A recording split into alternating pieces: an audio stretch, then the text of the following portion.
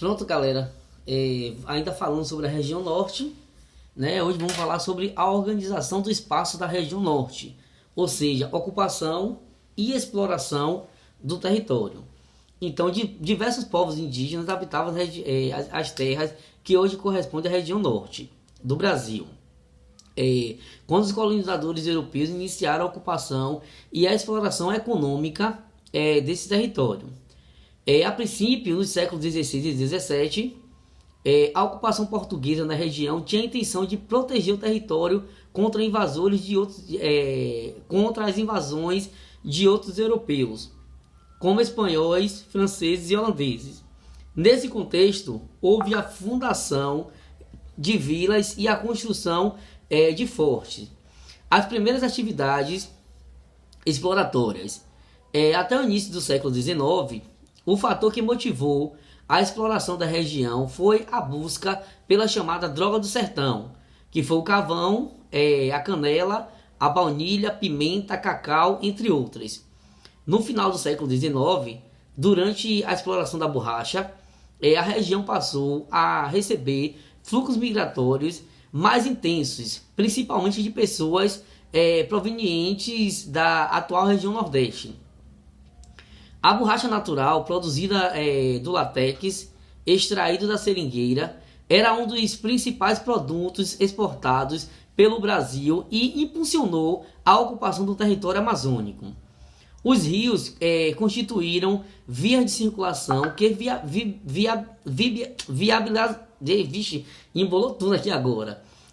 viabilizaram essa expansão, conectando o litoral e o centro do país ao interior da floresta.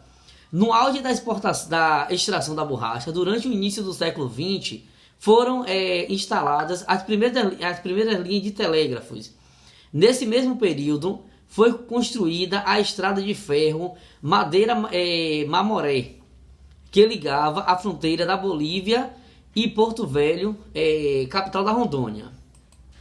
No caso, capital de Rondônia.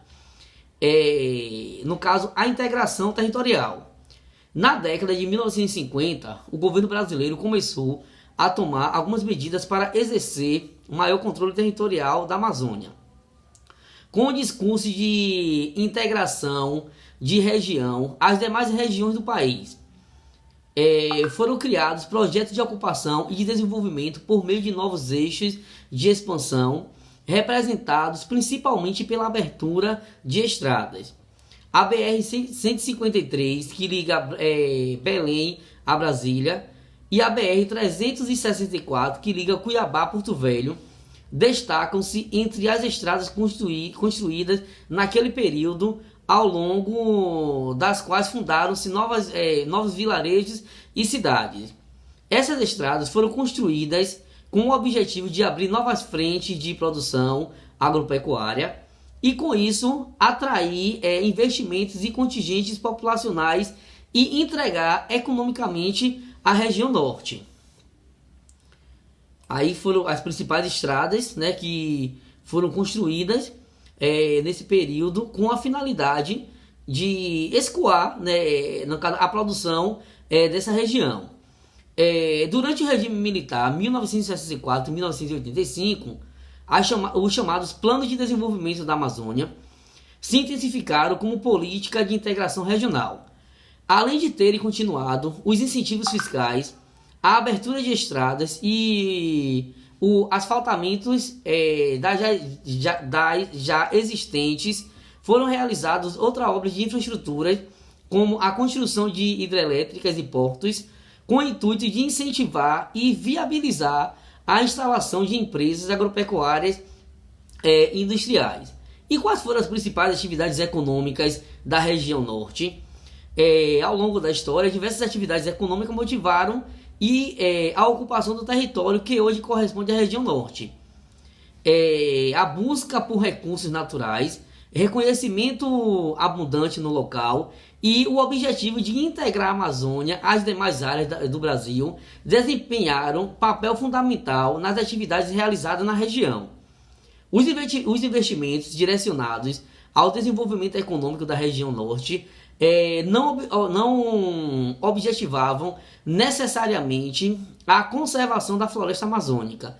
Por isso, grande parte do processo de desenvolvimento ocorreu de forma predatória, com a devastação da floresta e a fragilização dos direitos dos povos indígenas e das comunidades tradicionais.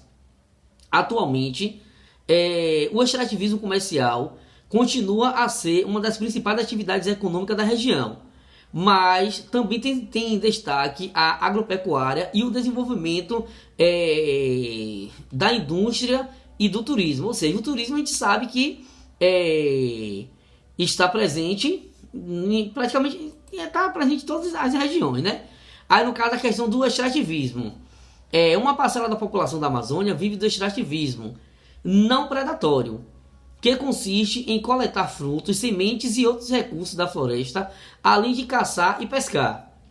Essas práticas estão profundamente relacionadas ao modo de vida dos grupos que as praticam, como os povos da floresta e os ribeirinhos, que serão, no caso, mais adiante, que a gente vai estudar um pouco mais sobre esses ribeirinhos. E o extrativismo vegetal, né, para poder finalizar, o extrativismo vegetal como atividade econômica ocorre desde a exploração da borracha na Amazônia entre o final do século XIX e início do século XX. A extração de madeira em larga escala para uso comercial acarreta problemas como o desmatamento e a invasão de terras indígenas quando não observa o aspecto de legislação ambiental e da Constituição Federal. Apesar disso, parte dessa exploração pode ocorrer de forma sustentável, embasada em planos de manejo, como a exploração comercial da castanha do Brasil, que no caso é conhecido como castanha do Pará, feita pelas comunidades tradicionais e por pequenas empresas. Essa semana, na semana passada, passou uma reportagem no Fantástico falando sobre a questão justamente desse desmatamento da extração indevida de madeira na floresta amazônica, né? E passou falando também que há 40 e poucos anos atrás eles criaram umas cápsulas de silicone, né, onde eles colocaram essas sementes e, no caso, dois aviões eles circulavam por cima dessa mata e lançavam essas bolas de silicone, né? E mostrou, no caso, né, nessa reportagem, ele mostrou no período antes do lançamento dessas cápsulas de silicone e depois do lançamento a mudança gradativamente que ocorreu dentro da floresta, ou seja, o reflorestamento dessas áreas. Mesmo assim, ainda existe uma área enorme que está totalmente devastada, no caso, na floresta amazônica, né? Porque, no caso, como fala o homem, ele tirando essa madeira para poder comercializar, não só comercializar dentro do próprio país, no Brasil, como também para fora. Então, por hoje é só, e lá na plataforma uma atividade reflexiva que vai ficar para poder fazer a correção da interação.